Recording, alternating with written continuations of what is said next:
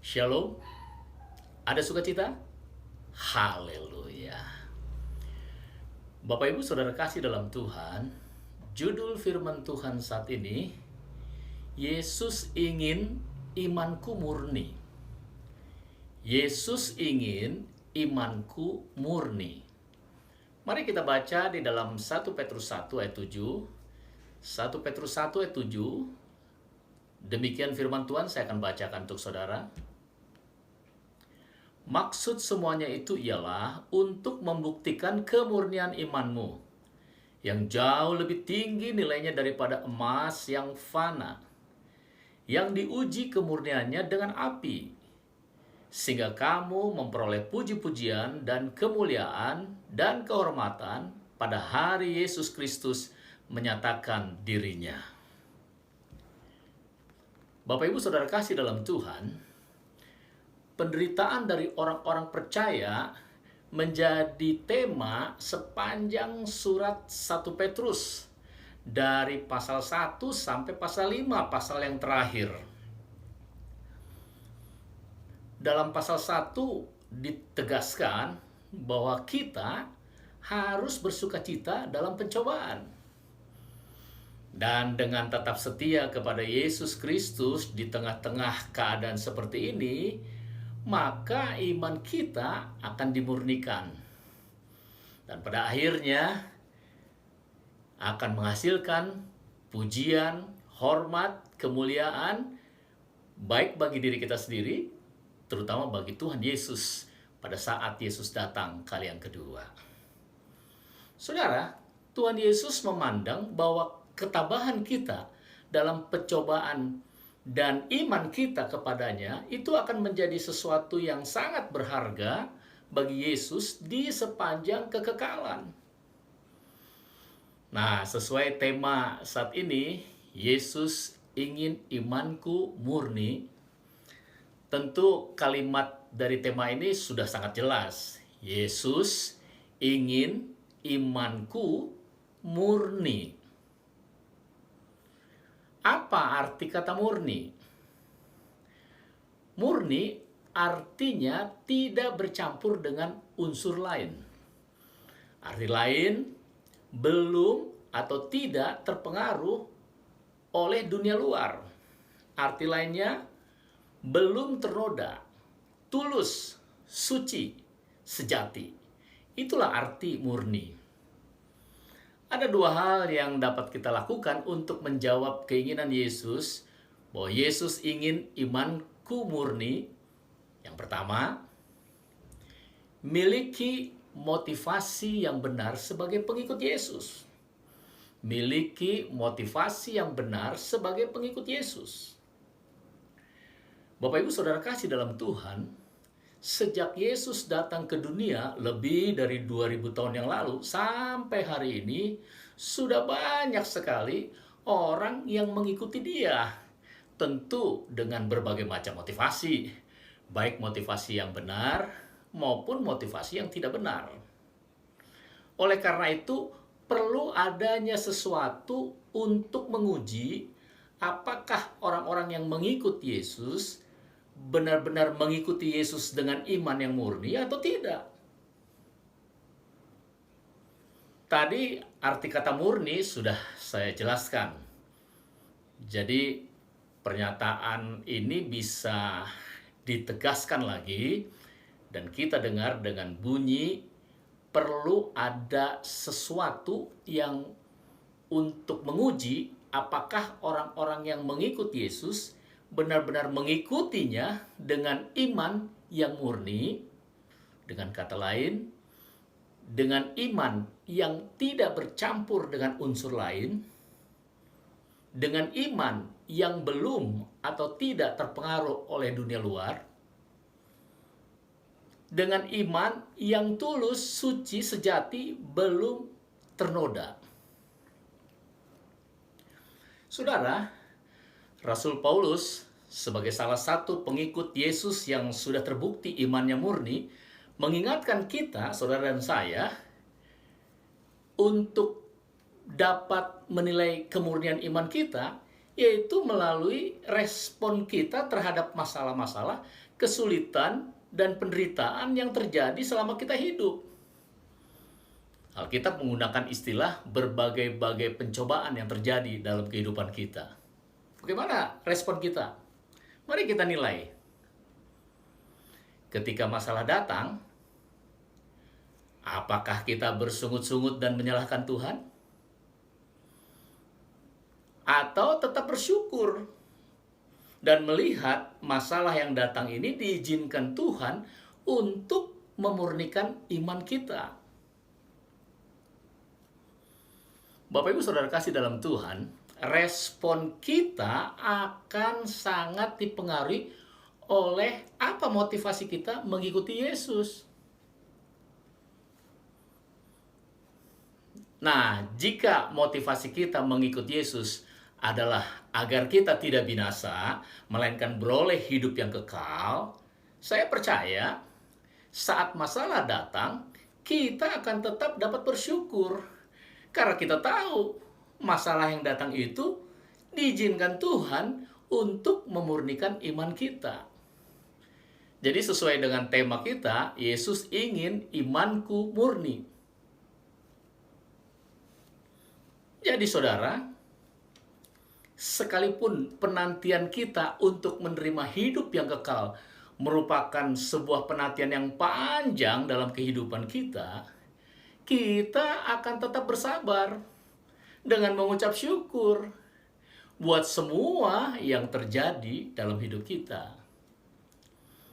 Itu semua bisa kita lalui karena motivasi kita mengikuti Yesus itu benar, yaitu agar kita tidak binasa, melainkan beroleh hidup yang kekal. Amin.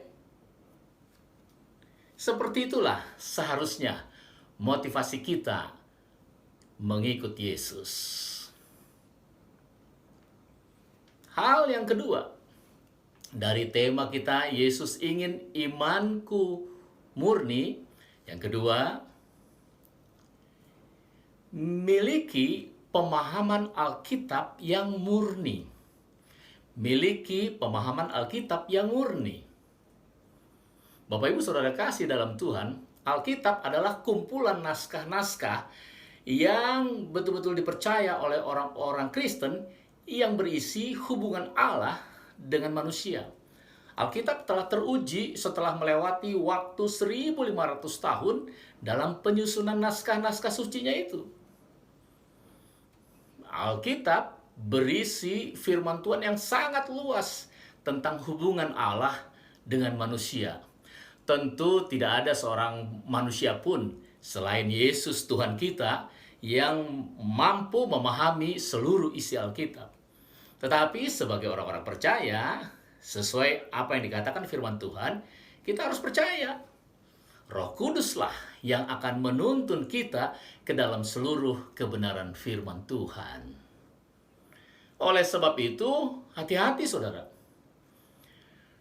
Hati-hati, banyak sekali pengajaran firman Tuhan yang tidak alkitabiah.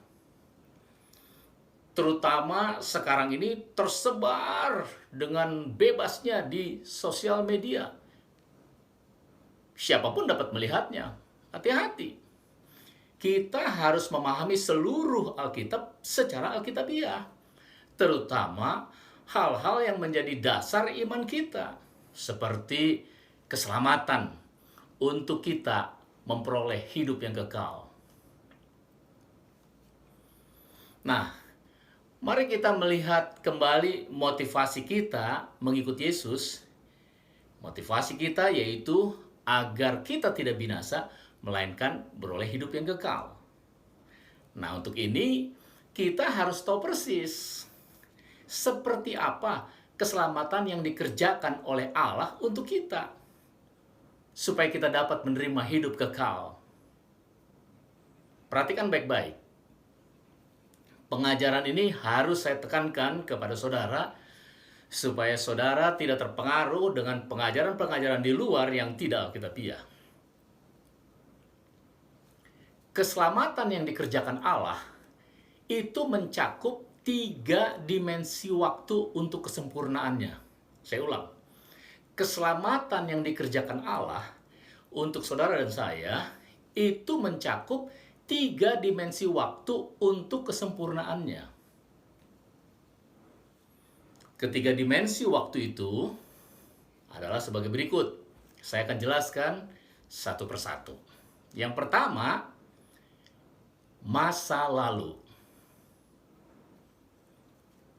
Tahap keselamatan masa lalu itu menunjuk kepada pengalaman pribadi yang pertama kali terjadi, yang dengannya kita menerima pengampunan dosa dari Tuhan dan berpindah dari kematian rohani ke kehidupan rohani. Dari kuasa dosa ke kuasa Tuhan. Dari kekuasaan iblis ke kekuasaan Allah. Saudara, tahap ini adalah proses dibenarkan. Yaitu tahap membawa kita memiliki hubungan yang baru dengan Allah dan membebaskan kita dari hukuman dosa. Inilah yang disebut lahir baru, yaitu ketika seseorang melalui mulut dan hatinya mengaku dan percaya kepada Yesus Kristus sebagai Tuhan dan Juru Selamat pribadinya.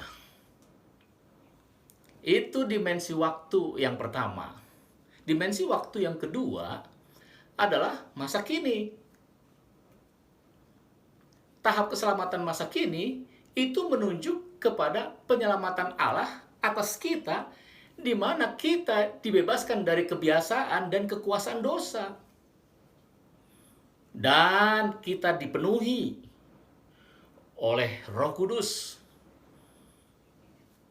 Tahap ini adalah proses pengudusan yang meliputi hak istimewa untuk kita berhubungan secara pribadi dengan Allah dan juga dengan Tuhan Yesus Kristus sebagai Tuhan dan Juru Selamat kita.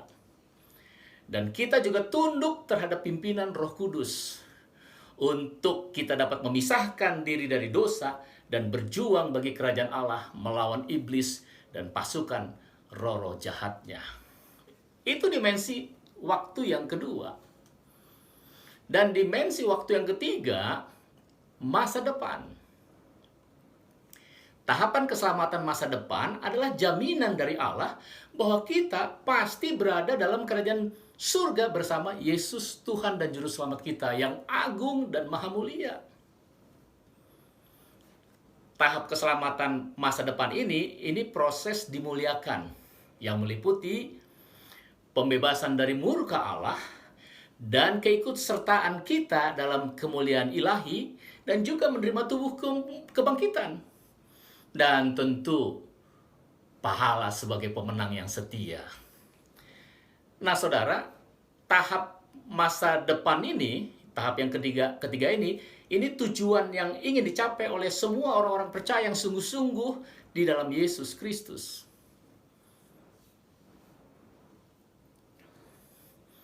Inilah 3 dimensi waktu di mana Allah mengerjakan keselamatan kita dengan sempurna. Oh, luar biasa, saudara. Dengan memiliki motivasi yang benar dan pemahaman Alkitab yang murni tentang keselamatan ini, maka setiap masalah, semua peringatan, disiplin, penderitaan yang terjadi selama kita hidup tidak akan membuat kita putus asa dan menyerah. Tapi sebaliknya, kita dapat melihatnya bahwa ini sebagai tantangan yang harus kita hadapi dengan cara yang benar. Cara yang dikehendaki oleh Tuhan. Bapak Ibu Saudara kasih dalam Tuhan, dengan demikian kita menyadari bahwa dunia yang sudah dirusak oleh dosa dan iblis, itulah yang mengakibatkan munculnya berbagai penderitaan dalam kehidupan kita. Dengan iman yang murni, kita menyadari bahwa setiap masalah justru itu merupakan tantangan yang harus kita hadapi dengan cara yang benar. Dan inilah saatnya untuk membuktikan kemurnian iman kita. Saudara, Rasul Petrus menggunakan sebuah ilustrasi sangat jelas tentang proses pemurnian, yaitu dengan menggunakan gambaran emas yang harus dimurnikan dengan api, agar kemurnian emas itu semakin nyata. Demikian juga dengan iman kita kepada Tuhan Yesus Kristus. Harus melewati masa-masa yang sulit, di mana kesabaran, kesetiaan, ketulusan, dan kesungguhan hati kita kepada Tuhan Yesus akan terus bertumbuh melalui berbagai-bagai pencobaan yang Allah izinkan terjadi dalam hidup kita. Memang secara manusia, sering kita merasa tidak mampu, bahkan hampir putus asa. Tapi puji Tuhan, dengan kita memiliki pemahaman Alkitab yang benar, kita akan dikuatkan oleh janji-janji Allah yang luar biasa. Seperti apa yang dikatakan 1 Korintus 10 ayat 13. Saya akan bacakan untuk saudara. Pencobaan-pencobaan yang kamu alami ialah pencobaan-pencobaan biasa yang tidak melebihi kekuatan manusia. Sebab Allah setia dan karena itu Ia tidak akan membiarkan kamu dicobai melampaui kekuatanmu. Pada waktu kamu dicobai, Ia akan memberikan kepadamu jalan keluar sehingga kamu dapat menanggungnya. Oh, haleluya! Allah berjanji bahwa Dia tidak akan membiarkan kita dicobai melebihi kekuatan kita. Karena Allah pasti akan memberikan jalan keluar bagi kita. Ini hal yang luar biasa. Janji Allah itu dahsyat. Dan ada janji Allah yang sangat luar biasa, yang dikatakan dalam Ibrani 13 ayat 5. Saya akan bacakan untuk saudara. Janganlah kamu menjadi hamba uang dan cukupkanlah dirimu dengan apa yang ada padamu. Karena Allah telah berfirman, perhatikan, Aku sekali-kali tidak akan membiarkan engkau, dan Aku sekali-kali tidak akan meninggalkan engkau. Saudara, ayat ini luar biasa. Karena dalam teks aslinya dalam bahasa Yunani, kata tidak itu diucapkan sampai 5 kali. Jadi Ibrani 13 ayat 5b itu berbunyi, Aku sekali-kali tidak akan membiarkan engkau, menjadi aku sekali-kali tidak akan membiarkan engkau. Dan aku sekali-kali tidak akan meninggalkan engkau. Wow, luar biasa. Janji-janji Allah. Jadi apalagi yang harus kita ragukan sebagai anak-anaknya? Saudara, dengan terus bergaul intim dengan Yesus dan hidup dalam tuntunan Roh Kudus, saya pastikan kita akan tetap memiliki motivasi yang benar sebagai pengikut Yesus dan juga memiliki pemahaman Alkitab yang murni. Itu keinginan Tuhan Yesus. Yesus ingin agar imanku, iman saudara, itu murni. Sesuai dengan tema kita. Dan hal itu pasti akan terjadi dalam kehidupan kita, anak-anak Tuhan. Amin. Tuhan Yesus memberkati. Mari kita berdoa. Bapa di surga, terima kasih karena firman-Mu sudah hamba sampaikan dan kami percaya Allah Roh Kudus akan menjelaskan lebih dalam lagi ke dalam hati dan pikiran kami yang paling dalam. Engkau yang menuntun kami ke dalam seluruh kebenaran firman-Mu sehingga kami mengerti sesuai tema firman Tuhan saat ini. Yesus ingin imanku murni dan kami sudah tahu Tuhan bahwa kami harus memiliki motivasi yang benar dalam mengikuti Engkau Yesus. Dan juga memiliki pemahaman Alkitab yang murni, yang tidak tercemar oleh pengajaran-pengajaran yang tidak Alkitabiah, sehingga kami tetap berkenan di hati Tuhan. Terima kasih Bapa, meteraikan firman-Mu dalam hati dan pikiran kami, sehingga kami senantiasa tampil sebagai pemenang-pemenang sejati. Terima kasih Bapa di surga, Engkau memberkati seluruh jemaat, setiap yang mendengarkan firman Tuhan ini dengan limpahnya dalam kehidupan kami masing-masing dalam nama Tuhan Yesus Kristus. Terima kasih Bapa.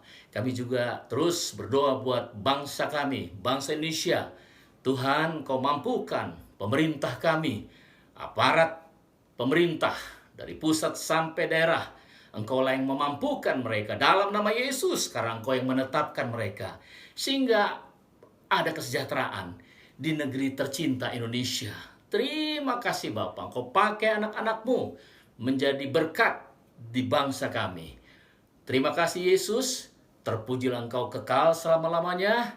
Segala puji, syukur, hormat, dan kemuliaan kami kembalikan hanya bagi-Mu Yesus, Tuhan dan Juru Selamat kami. Haleluya. Amin. Amin. Amin. Amin.